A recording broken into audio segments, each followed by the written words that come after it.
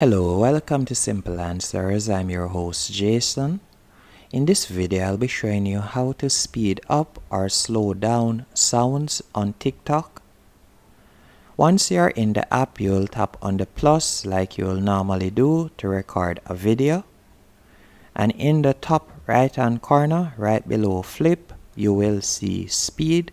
You're going to tap on that. And if you would like to speed up your sound, you're also going to have to end up speeding up your video. So you'll tap on 2x or 3x speed depending on how fast you want to speed up the sound.